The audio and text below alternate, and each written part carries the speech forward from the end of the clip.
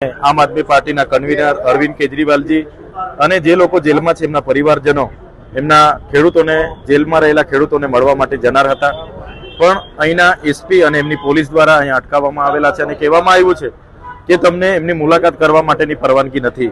ત્યારે સવાલ એ થાય છે કે જેલ વિભાગનો સ્પષ્ટ પરિપત્ર છે અને એના નીતિ નિયમો એવા છે કે જેલમાં રહેલા કોઈ પણ કેદી બંધુ હોય એને અઠવાડિયામાં 2 વખત મુલાકાત આપવી પડે છે અને એ મુલાકાત પરિવારના એક સદસ્યની સાથે કોઈ પણ 5 વ્યક્તિઓ મુલાકાત લઈ શકે છે।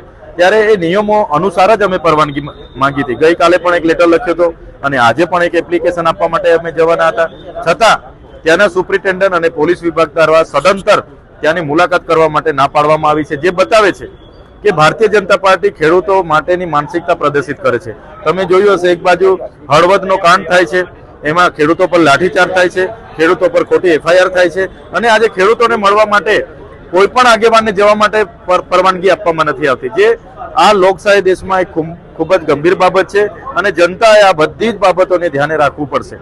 જે પ્રકારે ભારતીય જનતા પાર્ટી ડરે છે, ખેડૂતોને મળવા શું ગુનો છે કે એનાથી મળવા દેવામાં નથી આવતા, એટલે ડર છે એમને, જે આ રીતના એમના પોલીસનો ઉપયોગ કરીને મળવાની મુલાકાતની અટકાયત કરે છે, જેની અમે સખત શબ્દોમાં નિંદા કરીએ છીએ। હમણાં ભાજપના સાંસદ મનસુખભાઈ વસાવાએ કીધું કે આપના મોટા નેતાઓ, ભાજપના મોટા નેતાઓ અને કોંગ્રેસના નેતાઓ ભ્રષ્ટાચાર કરે છે।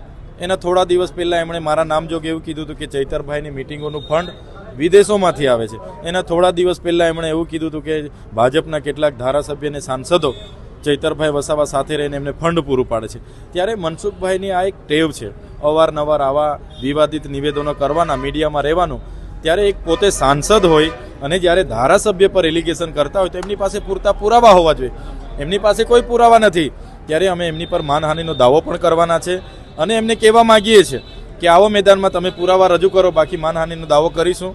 મને લાગે છે આ મનસુખભાઈની માનસિક બીમારી છે, માનસિક બીમારીથી પીડાય છે, અવારનવાર ગમે તેવા નિવેદનો કરવાના, એવું મને લાગે છે। એટલે હું તો આપના માધ્યમથી એમને વિનંતી કરું છું, તમે જે હમણાં નર્મદા કમલમ 10 કરોડનું બનાવ્યું, એના પૈસા કોના પગારમાંથી આવ્યા, કયા ખેતીવાડીના આવકમાંથી આવ્યા અને કઈ બેંકની લોનથી બનાવ્યું, એની ખુલાસો કરી દે તો દૂધનું દૂધ અને પાણીનું પાણી થઈ જશે। કોણ ભ્રષ્ટાચાર કરે છે, કોણ નથી કરતું। અમારી તો આજે પણ કાર્યાલયો ભાડેના મકાનમાં ચાલે છે, અમે મહિને 10,000 ભાડું આપીને અમારી ઓફિસો ચલાવીએ છીએ। બોટાદની અંદર જે નિર્દોષ ખેડૂતો પર દમન થયું, લાઠીચાર્જ થયો, ત્યારબાદ એમના ઉપર FIR થઈ, જેલમાં પૂર્યા અને જે ખેડૂતોને જામીન મળ્યા છે એ ખેડૂતોને અને એમના પરિવારોને ગઈકાલે અરવિંદ કેજરીવાલજી મળ્યા અને ગઈકાલે એવું નક્કી થયું કે જે ખેડૂતો હજુ પણ જેલમાં છે એ ખેડૂતોને અને અમારા આમ આદમી પાર્ટીના આગેવાન પ્રવીણભાઈ રામ, મહેશભાઈ, પિયુષભાઈ, મહિપાલસિંહ અને રાજુભાઈ બધાને જેલમાં જઈને મળશે।